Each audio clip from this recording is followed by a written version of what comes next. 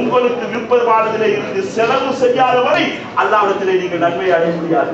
இன்று குர்ஆன் வசனம் இருக்கின்றது, எனக்கும் தெரியும், உங்களிலே நிறைய பேருக்கு தெரியும்.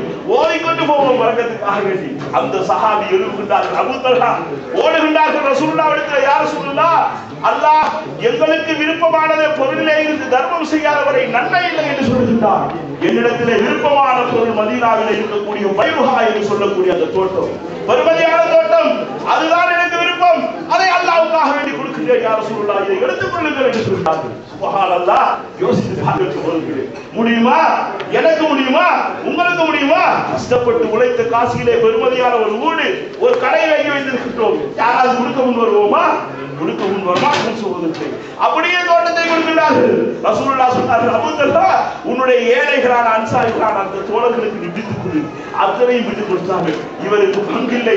வீட்டிலே போகிறார்கள், கொஞ்சாருடைய கையை பிடிக்கிறார்கள், சொல்லுகிறார்கள், இதன் பின்னால் இந்த தோட்டம் எனக்கும் உனக்கும் உரிமை இல்லை அம்மா, அல்லாஹ்வுக்காக வேண்டி நான் இதை கொடுத்து விட்டேன், வெளியே வா என்று சொல்லி மதீனத்து ரோட்டிலே அந்த குர்ஆன் வசனத்தை ஓதிக்கொண்டு வருகிறார்கள் என்று சொன்னால், இஸ்லாமிய சகோதரர்களே, நினைத்து பார்க்க முடிகின்றதா இந்த தியாகத்தை?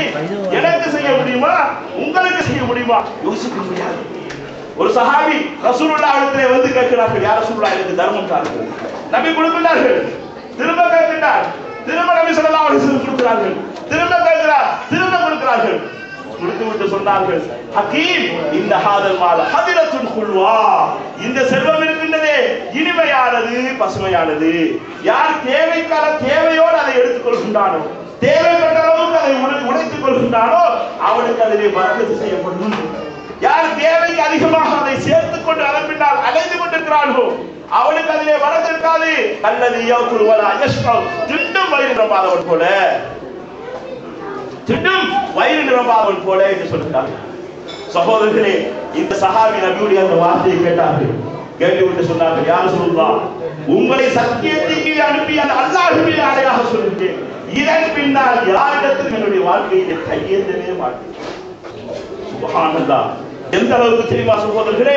ரசூலுல்லாஹ் மௌத்தாகும் வரை கேட்டார்கள், எடுக்கவே இல்லை. அபூபக்கர் ரலியல்லாஹு அன்ஹு இஸ்லாமிய ஆட்சி வந்தது, இந்த ஹதீம் கஷ்டப்பட்டு கொண்டிருந்தார், அரசாங்கம் கொடுப்பனவை கொடுத்து அனுப்பினார்கள், எடுக்கவில்லை. உமர் ரலியல்லாஹு அன்ஹு அவர்கள் கொடுத்தார்கள், எடுக்கவில்லை.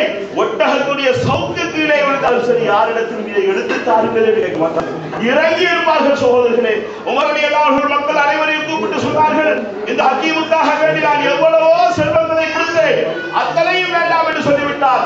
அல்லாஹ்விடத்தில், நீ மக்களே, நீங்கள் எல்லோரும் சாட்சியாக இருங்கள், ஹக்கீம் தான் அப்படி செய்தார் என்று சொன்னார்கள். சுயமரியாதை கண்மானம் என்று பேசுகின்றோமே, இதுதான் சகோதரர்களே காரணம். யாரிடத்திலும் எதையும் எதிர்பார்த்தது கிடையாது, வாழ்ந்து விட்டு போனார்கள். நபி தோழர் அப்துல் ரஹ்மான் இப்னு அவுஃப் மக்காவுக்கு வருகின்றார்கள். ரசூலுல்லாஹ் அங்கே இருக்கக்கூடிய சஅத் இப்னு ரபீ என்று சொல்லக்கூடிய நபி தோழரை சேர்த்து வைக்கின்றார்கள். சேர்த்து வைக்கின்ற போது அந்த சஅத் இப்னு ரபீ சொல்லுகின்றார், என்னுடைய தோழரே, எனக்கு நிறைய செல்வம் இருக்கின்றது, அந்த செல்வத்திலே பாதியை உங்களுக்கு தந்து விடுகின்றேன்.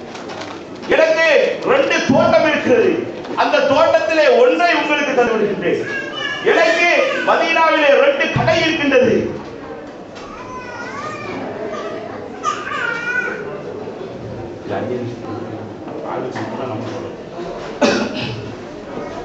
என்னிடத்திலே 2 கடை இருக்கின்றது, அந்த 2 கடைகளிலே ஒன்றை நான் உங்களுக்கு தருகிறேன். என்னிடத்திலே 2 மனைவிமார்கள் இருக்கிறார்கள், பாருங்கள் யார் குடிக்கும் என்று சொல்லி ஒன்றை தலாக் பண்ணுகின்றேன் என்று சொன்னால் அதை முடித்துக் கொள்கிறேன் என்று சொல்கிறார்கள். நாம இருந்தால் என்ன சொல்லுவோம் சகோதரர்களே?